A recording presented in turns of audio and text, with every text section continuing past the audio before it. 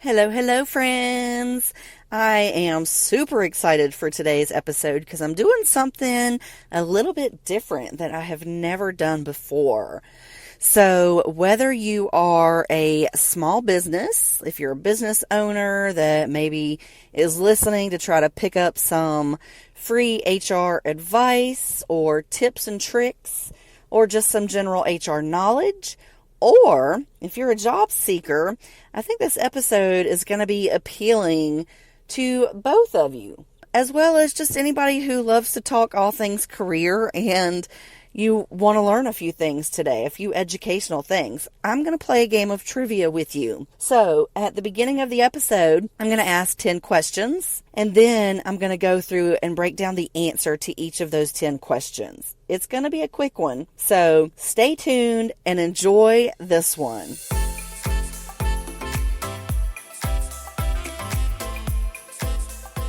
Hey there, you professional, ambitious, working mama. Welcome to the Christian Career Coach Podcast. Do you want to achieve remarkable success and experience unwavering faith in your professional journey? Do you find yourself up late at night searching for answers on how to make more money, maintain a positive work-life balance, and achieve exponential career growth? Do you wake up with big, ambitious goals only to feel overwhelmed and uncertain when faced with setbacks, frustrations, and unexpected challenges?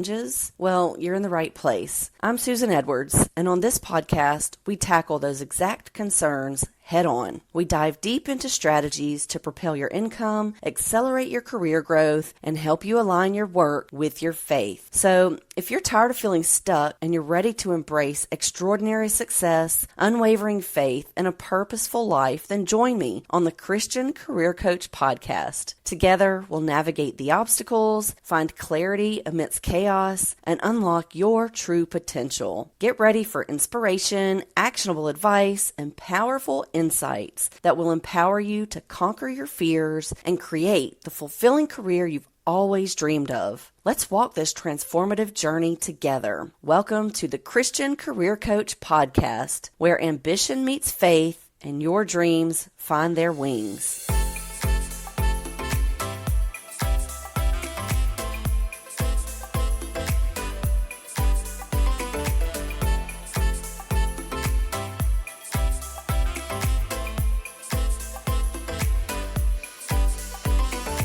Hey, amazing listeners. I want to share an exciting opportunity that can help you thrive in your career while aligning with your Christian values. As a devoted Christian career coach, I offer personalized one-on-one coaching sessions designed to empower you to achieve remarkable career growth, maintain a healthy work-life balance, and increase your salary. If you find yourself yearning for more money, missing certifications, or lacking certain job qualifications, I'm here to guide you through the process. With my expertise and faith-based approach, we'll address these challenges head-on and help you overcome them. Together, we'll develop strategies to bridge the gaps and position you for success. Work-life balance is crucial, especially for Christian moms with ambitious career goals. I understand the importance of maintaining harmony between your personal and professional life. Through my coaching program, you'll learn practical techniques to prioritize what truly matters, ensuring you can excel in your career while still nurturing your family and faith. Now let's talk about career growth and the desire for a higher salary. I am here to help equip you with the tools and insights you need to advance in your profession and increase your earning potential. With personalized guidance and a faith-based perspective, we'll unlock opportunities for growth, help you negotiate your worth, and create a path that aligns with your aspirations and Christian principles. To take the first step towards transforming your career, I invite you to book a free 30-minute career clarity call with me. During this call, we'll dive into your goals, address any obstacles, and explore how Christian career coaching can accelerate your journey. Don't let missing certifications or qualifications, work-life balance concerns, or stagnant salary hold you back. Together, we'll navigate these challenges and unlock your God-given potential. To book your free career clarity call, simply visit visit my website at www.forwardscareerservices.com. Let's embark on this transformative journey towards more money, career growth, work-life balance, and a higher salary, all while staying rooted in your Christian faith. I can't wait to connect with you and guide you towards the abundant career you deserve. Visit www.forwardscareerservices.com today and take the leap towards a fulfilling and prosperous professional life.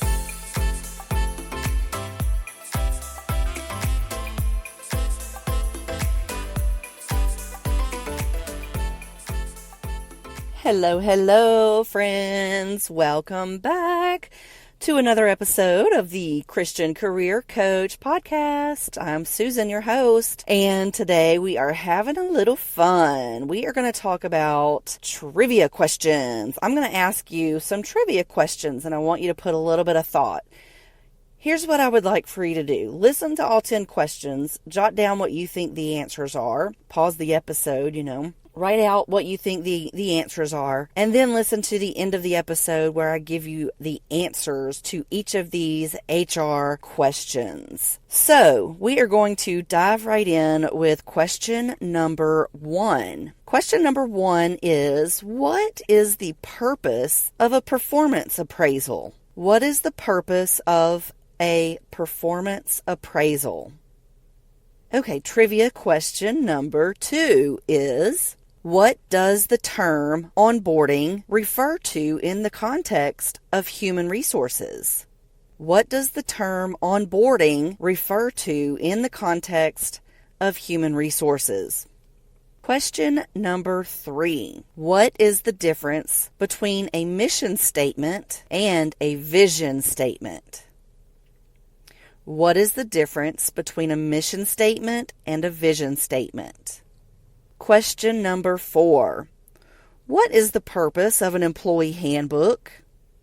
What is the purpose of an employee handbook?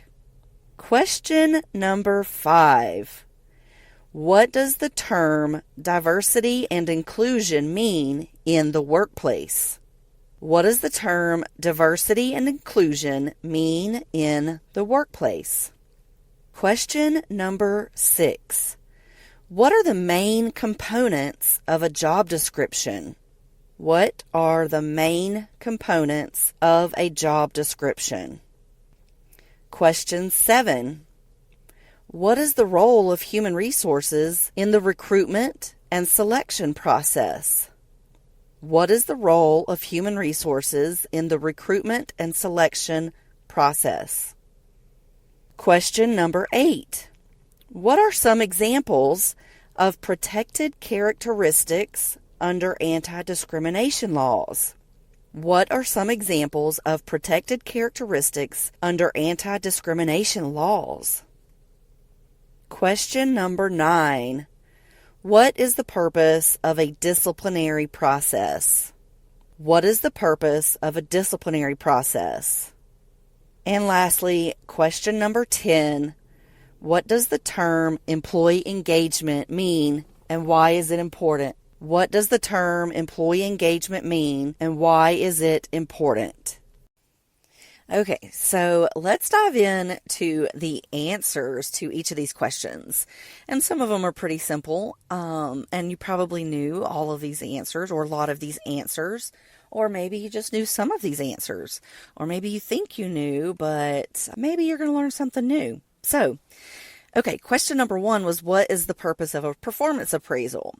This is something that is standard. I think everybody knows about this. Maybe even, as a teenager, as an entry-level employee, you have heard about these. You've probably received one of these or at least one of these throughout your career. But obviously, the purpose is to assess an employee's job performance and to be able to provide feedback on the employee's strengths, areas for improvement, and then to set some goals. That tends to be the piece that gets forgotten the most in these performance appraisals. In my past experience, these were always done on an annual basis because it's easier, and operational managers just don't have time to do this. So I've seen some companies that have gone years without having any formal documentation on an employee's performance. And it's sad because an employee's performance can be affected by so many things outside of work. And this is a great way for managers to have those conversations with the employee, not only to discuss work things, but to get to know them better and to offer help and guidance with things that maybe stem from outside of work, but are affecting the workplace and ultimately their performance, which could ultimately impact their job and their employment. So that's the answer for what is the purpose of a performance appraisal.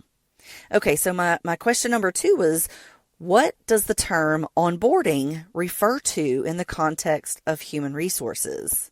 I am curious to know if you got this one right, because I've actually seen this used by different companies in a very wrong context. So when you are referencing human resources and onboarding, what this refers to is the process of integrating and orienting a new employee into an organization. This includes providing necessary information, training, and support to help them adjust to their new role. This is not just HR's responsibility their first week to get all their paperwork filled out, show them where the bathrooms are, tell them what the rules are, provide a little new hire orientation. This goes on for many times 90 days, sometimes up to 6 months. You can be onboarding somebody depending on how big your company is, how much responsibility they have in their new position, and just levels within the organization. So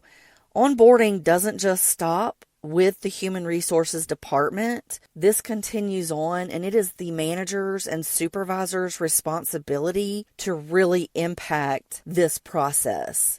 HR can provide all of the basics and information up front, but it is up to the managers and supervisors to carry that on and enforce everything.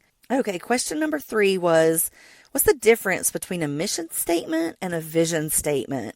In my last 2 companies, I have actually had to either do this on my own or participate, not my last 2, but actually several times I've had to do this throughout my career, and participate or solely create a vision and mission statement. And this is not something that's easy to do, especially as a new person coming into an organization that is already in existence. So for clarification, a mission statement outlines the purpose and reason for the existence of the organization. A vision statement describes the future aspirations and goals of what the organization wants to achieve. So when you think about vision, think about your eyeballs and think about seeing, and think about seeing in the distance. Like if you're driving your car or if you're riding and you can see off into the distance, that's vision.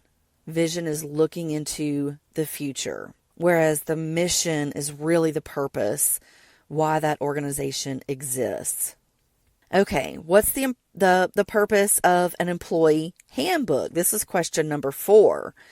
And the purpose of an employee handbook is to provide employees with essential information about company policies, procedures, expectations, benefits, and other important guidelines. This is not to be mistaken for your procedural manual or your standard operating procedures. This is not the place for all of those. This should really be a guidebook that only has the essential information. So when an employee has a question about X, Y, or Z, whether it's attendance or holidays or organizational structure, who reports to who, those are the types of things that need to be in the employee handbook.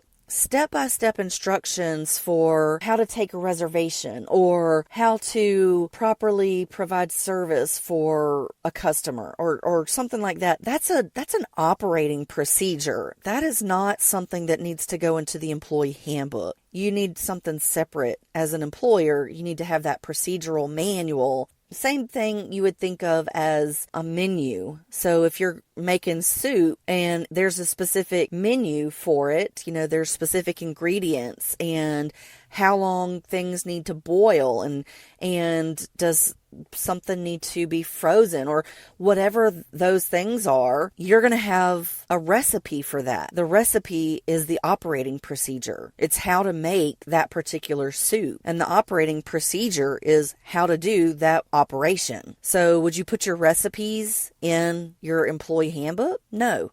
Again, expectations, benefits. Yes, your benefits definitely need to be in there. What kind of benefits you offer to the employees and any other important guidelines that I can't think of any specific examples right now, but I definitely have created handbooks many a times, reviewed, updated, all of those things. So I have seen these over and over and over again, but it's been a while actually since I've done this, at least a few years. But anyway, so that's the answer to trivia question number 4, the purpose of the employee handbook. Okay, question number 5 is a recent topic, and I'll give you my opinion on this after I give you the answer. But what does the term diversity and inclusion mean in the workplace? That's the question. The answer is diversity and inclusion refer to creating a work environment that values and embraces individual differences. This includes race, gender, age, ethnicity, religion, sexual orientation, abilities, and ultimately it's to foster a culture of respect and equality. So there is a lot of confusion when it comes to equality versus equity. And I think a lot of this really gets jumbled up in fancy words.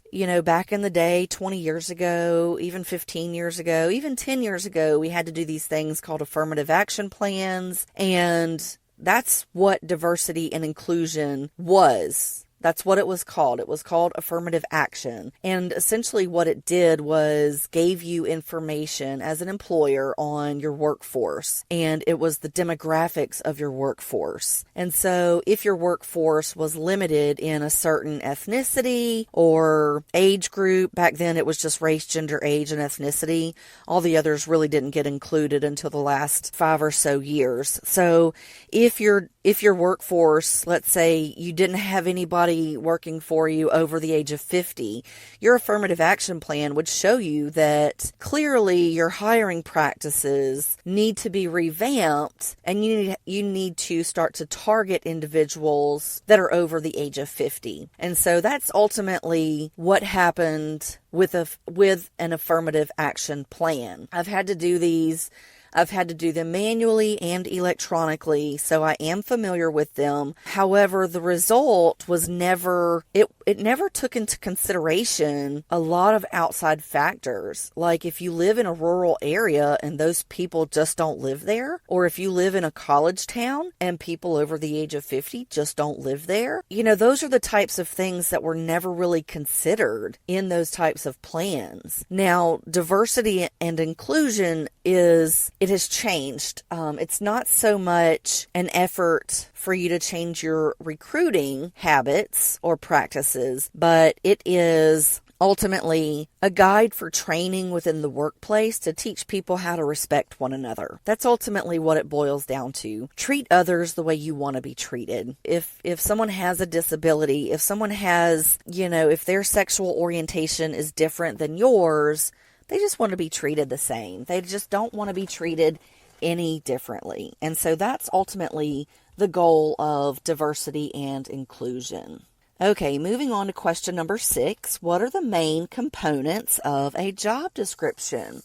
This might be one that you don't know, so I want to help you understand this. And hopefully there's some business owners listening to this episode. But the answer is that those main components include the job title, a summary of the role, the essential duties and responsibilities, qualifications and the skills that are required to do the job, the reporting relationship, as in who will this person report to, and then any specific physical or environmental requirements. Those are all of the main components that make up the job description.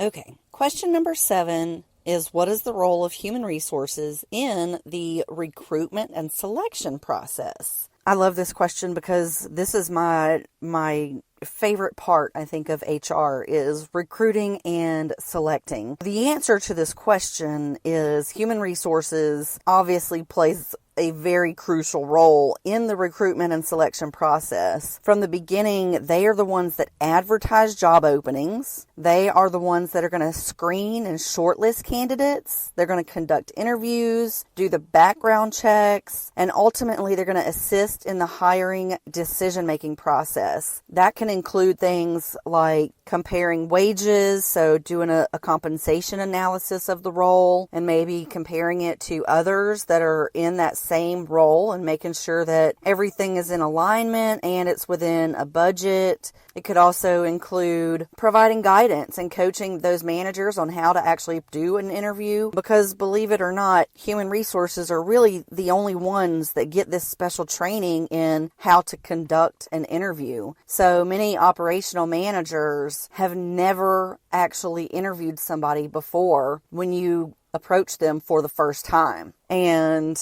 it's a learning experience and a learning curve for operational managers. Now, obviously, the ones that have been doing it for 5, 10, 15 or more years, they're going to be more experienced and way more comfortable conducting interviews. However, it is very important that human resources oversees this part of the process, because there are legalities, as with everything, certain things that can and cannot be asked, certain things that operational managers may not know about, and HR is there to keep them in check. So that is the role that human resources plays specifically for the recruitment and the selection process. Just to add on to that, the selection process is obviously the final part. It's who's going to be selected for this position. So assuming that you've interviewed multiple candidates and seen several candidates that are qualified, they fit your organization, they're within budget, human resources is going to look at things more objectively and be able to provide some insight and guidance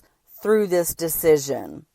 So if you are in operations and you find yourself in this situation, it is important that you seek out the help, the advice, and the guidance from your human resources team, your human resources manager, your human resources director, somebody that can actually guide you in an objective way for this selection, for the actual selection process. Okay, moving on to question number 8. What are some examples of protected characteristics under anti-discrimination laws? And I think most people would be really familiar with race, color, national origin, gender, religion, age. If you didn't know, age is a good one. Did you know that the Age Discrimination Act starts at age 40? So 40 and above, those are the people that are protected under the ADEA, the Age Discrimination and Employment Act. But also some others include now disability status, genetic information, and I feel like they're adding to this every year. So this is another one of those things where it's really important to seek out the guidance of someone in HR, someone that's familiar with this and can help guide you if you find yourself in a situation where an employee needs to be disciplined, or if you're making a hiring decision, or all sorts of things in the workplace that really your HR department, your HR team needs to help you with. So if you don't have an HR team, I would highly suggest you get one, whether it's in-house or external. This is the reason why these things are so important, because anti-discrimination, discrimination laws are covered under the EEOC, and there's a lot of different legislation, equal employment, ADA, ADEA. There's so many different laws that protect so many different categories of workers. So business owners and operational managers are not expected to know all of this information off the top of their head. But I bet you if you go to any HR person that has been working in HR for at least 10 years, they're going to be able to rattle off these things to you very quickly and give you just a short piece of advice or guidance depending on your situation. So that's just some examples of some characteristics that are protected under these anti-discrimination laws.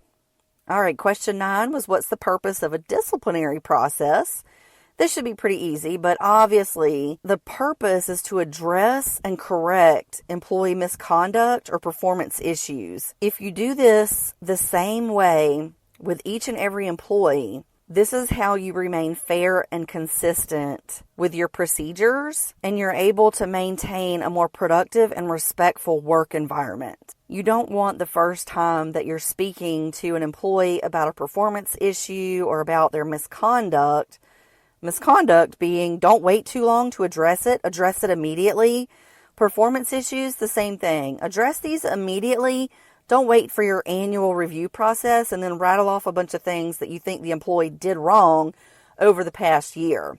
Meet with your employees, talk to your employees, give them feedback constantly, and address issues immediately. And that is an easy way to keep your workforce productive, keep them engaged, and have that mutual respectful relationship between employee and manager, employee and owner. Keep that in mind, but that's ultimately the purpose. The purpose is to address it up front and correct the behavior before it gets worse. And the last question for our HR trivia is, what does the term employee engagement mean, and why is it important? Well, employee engagement refers to the emotional connection and commitment that employees have towards their work, towards the organization, and towards the goals of the workplace. This is extremely important because when your employees are engaged, they're way more motivated, they're way more productive, and they're way more likely to stay with the organization for a longer period of time. This obviously is going to have positive results. This is going to positively impact the overall performance and the retention. So when you think about everything being driven to the bottom line, when you think about that P&L statement, when you look at your numbers on a monthly basis, if you want a way to increase that, focus on your employee engagement. Focus on those relationships. Do what you can to improve the weakest relationships on your team, and you will start to see that number increase on your bottom line. And that's just simply because when workers feel heard, when they feel like you understand them as their boss, when employees feel valued, when they feel like they actually have a relationship and they know you as an owner or as their boss or as their supervisor, they're more engaged. Employee engagement is so important for their emotional well-being. When you think about the mental health crisis, think about building relationships with your teammates. And yes, these are your teammates. You built this team as a supervisor, as a manager, as an owner. You have built this team, and they are your team. So the same way that you would treat a teammate on your softball team or your volleyball team or your cheerleading squad or your basketball team, all of those, that's how you want to treat these folks. You know what's going on in their personal lives. You know what to check on. You know those that don't like to reveal too much about their family and their personal life, but they'll talk all about work, or they'll talk all about a project on the side or something like that. Build those relationships. Get to know your people and build up that employee engagement. Okay, so that wraps up this episode of our 10 HR trivia questions. And I really hope that you learned something new from this, and I hope you didn't get too bored. Hopefully it went by pretty quickly for you. What I do want to say is, oddly enough, it has actually taken me 3 weeks. I kid you not, 3 weeks and 5 different recordings. Oh boy, I wish I could make this up, but 5 different times I've had to stop and start recording on this episode. That's just the way my life is these days. You know, when you've got 2 kids that are age 7 and 5, they definitely keep me on my toes. They keep me busy. And yeah, so this is a long one, but definitely one that I think brings a lot of value to an organization. And I hope that even if you're an owner or an employee or a supervisor or whatever level you are or whatever level you aspire to be, I hope that you were able to take something from this episode, learn from it, and then go apply it in your workforce or in your workplace. Maybe if that's not today, maybe that's a year from now. Maybe that's 10 years from now. But take all this information. If you want more information, I'm happy to give you more resources. Feel free to reach out. Send me an email.